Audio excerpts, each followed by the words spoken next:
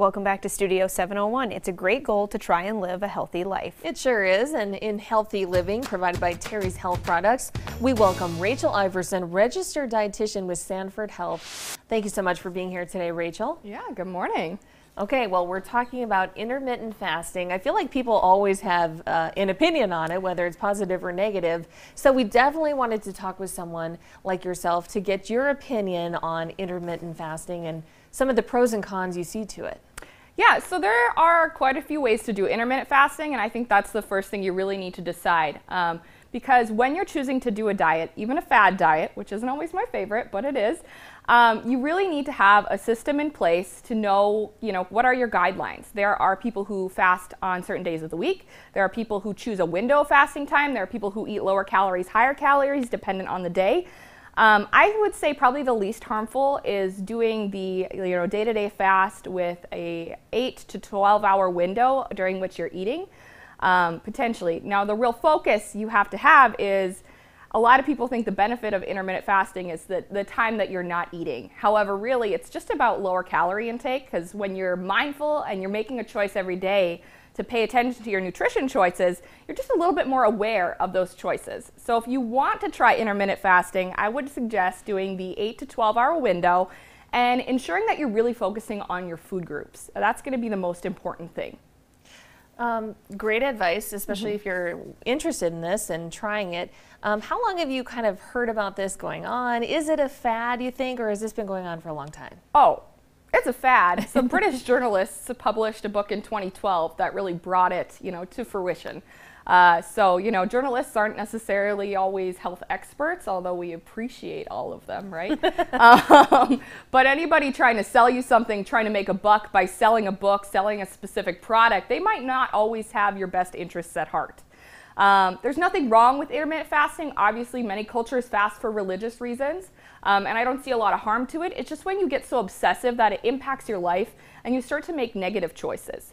You start to feel guilty for eating if you're hungry at 6:30 and you're supposed to stop at 6. And what you really want to do with intermittent fasting is create a situation in which your rules are sustainable for a long period of time. Your body is very appreciative of rhythms and systems, and we have that circadian rhythm we like to live off of. So if you create a pattern and you stick to that pattern for a year, 2 years, 3 years, you're going to see benefit over time. But if it's something you do for 6 weeks and then stop, it's really not going to help you long term. So I'd much rather you just focused on increasing fruits and veggies, having lean protein, that kind of thing during the day. And I'll never forget, Rachel had said we could have cake for breakfast one time, as long as we have lots of veggies or fruits on top. So she's my favorite dietitian. So what did you bring today? Some examples or some tips for us there? Yeah, I have some caffeine here. So I have a couple patients who are doing intermittent fasting. Again, different things work for different people. So I brought in some caffeine, some teas. Some of these are non-caffeinated. That's because they're from my cupboard, but whatever. But if you are going to do intermittent fasting, having some caffeine in the morning, what that's going to do, it's going to block your uptake of adenosine, which is something that helps make you feel tired.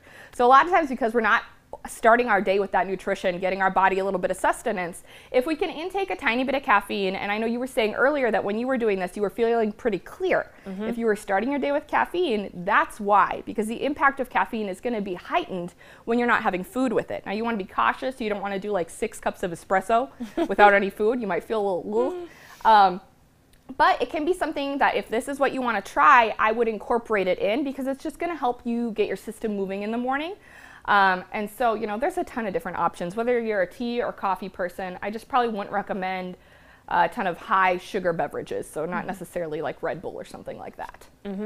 That was the only thing that got me through when I was doing this, was coffee in the morning and knowing when I could have my coffee and just keep it straight black. Yeah. And how did you feel when you did this? I think that's really interesting. When I followed it, which I am not right now, full disclosure, I fell off that wagon. I enjoyed it myself, but it was mostly the struggle of on the weekend or wanting a cheat day here and there where it was tough, because then you slip and then you slide. But great advice from Rachel, and if you'd like more advice from Rachel, how should we reach you, Rachel? Oh boy, anyone with Sanford Health Plan can have a consult with me. That's our insurance. But you can talk to a dietitian just by asking your provider for a dietitian referral. We've got a lot of excellent, reputable nutrition experts at Sanford and at St. Alexis. So there are access. It's kind of weird because if your tooth hurts, you go straight to the dentist. If you don't know how to eat, you talk to your cousin, you talk to your neighbor, you talk to the supplement salesman at GNC. Maybe try to make that first step an expert, somebody who's had a lot of education, and just ask for a referral to a dietitian. And your doctor should know the best way to get you that contact. And it's a really great way of just firming up and making sure your diet is sustainable and healthy for you. Fantastic. Thank you so much, Rachel. This has been Healthy Living provided by Terry's Health Products. And for more information, make sure you go to sanfordhealth.org. And keep it here. Coming up next, we get another